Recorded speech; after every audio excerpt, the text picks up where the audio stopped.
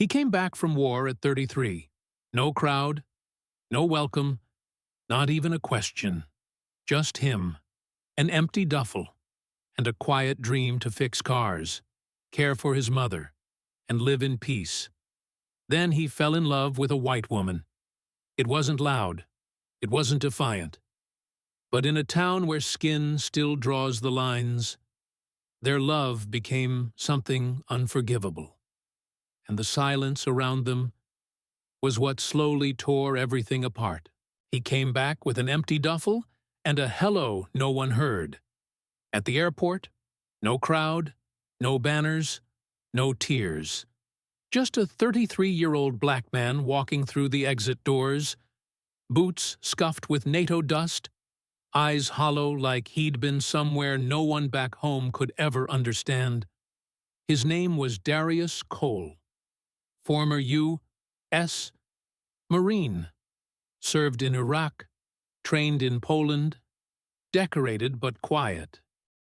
When COVID took his father, Darius left the service and returned to Eastmont, Alabama, a town still stuck between its past and its pride.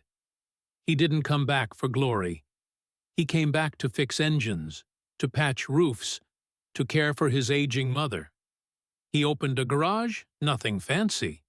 Just 4 walls, a red tool chest, and a sign he painted himself, Cole's Repair. Honest work, fair price. For the first 3 weeks, things went smooth. Engines hummed, the radio crackled classic soul, and the clink of wrenches filled the air. His mother, Lorraine, made cold lemonade for customers who waited. Life was quiet, small, enough. And then Lena showed up.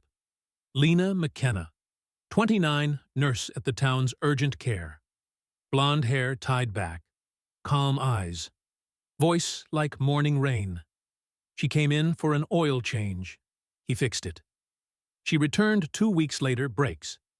Then again, engine light. And one day, she brought him a slice of apple pie. Another day, he brewed her tea. They didn't talk much about big things, but the way they looked at each other, it wasn't about cars anymore. It was something else. Gentle, cautious, real. Neither of them said the word. But in a town like Eastmont, you don't have to say it. People will see it anyway. The photo was grainy, taken from across the street, probably a phone camera. Darius was laughing something rare, head tilted, eyes squinting in the sun. Lena's hand was on his arm. They were outside his garage. That moment wasn't meant for anyone but them. But by noon, the next day, it was on Facebook. Captioned, "Didn't think our hero would come back for that." Huh. It wasn't just a post.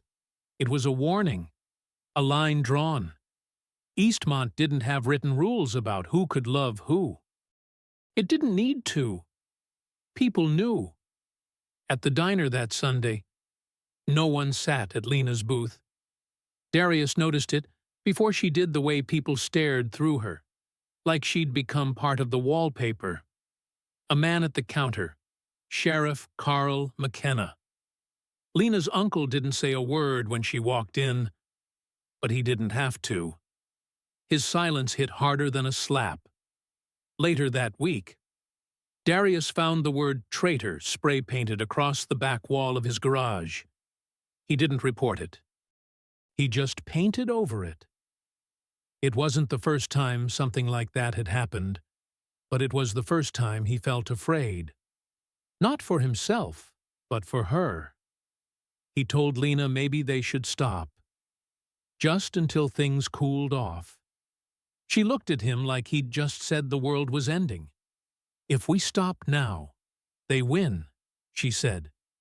"If we stop now, we're exactly what they want us to be, quiet and scared." Darius didn't say anything back.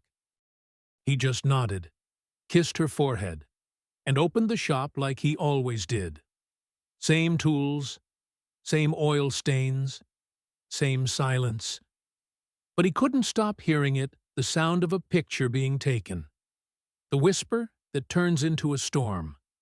And somewhere in the back of his mind, he knew the war wasn't behind him anymore. It had followed him home. It happened on a Tuesday. Late. Quiet. The kind of night when the whole town sleeps early, and no one looks out their window. Darius had closed the garage by 9. Lena had gone home an hour earlier after dropping off sandwiches. He was sweeping the floor when he heard the noise. A car door. Fast footsteps. Then, bang. A hard knock to the back of the head. He didn't see faces, just shadows, just fists. Kicks to the ribs. A boot pressing against his neck.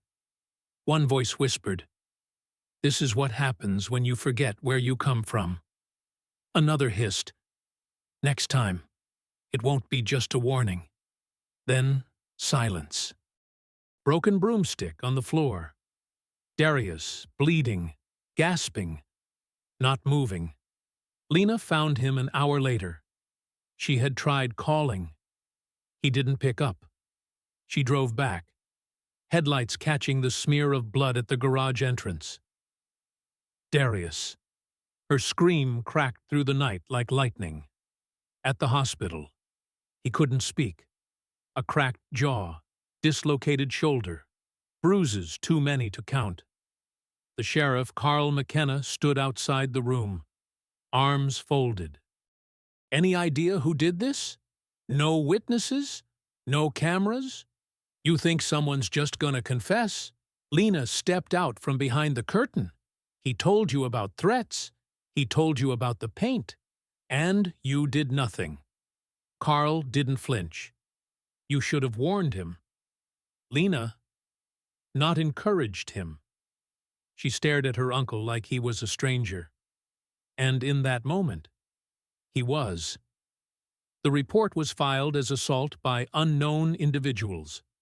No suspects, no follow-up, no arrests. At home, Darius sat in silence, jaw wired shut, but in his eyes, something new, not just pain, resolve. Darius hadn't spoken in weeks, not just because of the wires in his jaw, but because there were no words left to waste. Instead, he wrote. Short notes, names, times, details. And he listened. Lena did the asking, the digging, the part that made people nervous. When she went back to the clinic, her locker had been emptied, her shifts cut without reason. She didn't cry. She just took Darius's old laptop and started watching. Behind the garage, nailed high on the back wall, was an old motion light and a tiny security camera. Something Darius had installed months ago but never bothered to check. The footage was shaky, most of it useless wind, shadows, bugs. But at 10:42 p.m., Tuesday night, it caught something.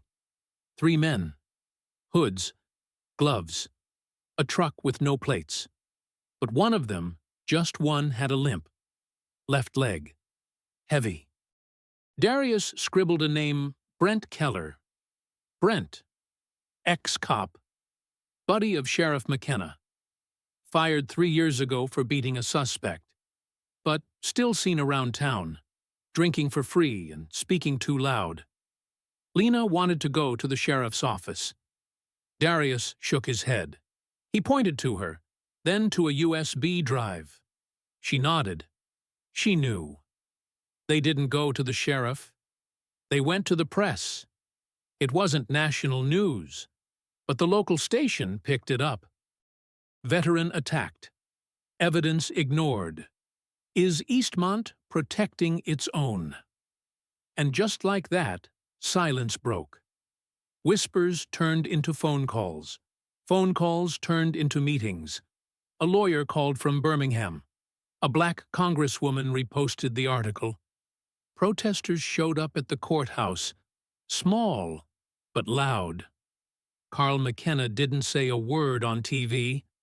But Brent Keller vanished from town 2 days later. The sign was still broken. Cole's repair. The letters faded. One side cracked from weather and fists. Darius stood in front of it for a long time, thumb running slowly along the grain of the wood. The morning was quiet. No reporters now, no chants, no cars driving by to stare. Just him, the dust, and the truth. Lena stepped out from behind the truck. She handed him a small cloth bag. Inside the old shop keys, a folded photo of him and his father, and the USB. "You sure about this?" she asked. Darius nodded. He wasn't angry, not anymore. He wasn't staying, either. Eastmont wasn't a home. It was a memory, a lesson, a scar. They loaded the last box into the truck. Lena leaned in, kissed his cheek, then whispered, "There's more people out there who need to see you than there are people here trying to erase you." He didn't respond, just smiled. Just once. As he drove off, the wind caught the edge of the broken sign, making it creak softly like an old voice trying to speak again. The camera pulled back. The empty garage, the faded paint, and a single piece of wood, nailed back to the door. Just 3 words, carved by hand, still, standing, here.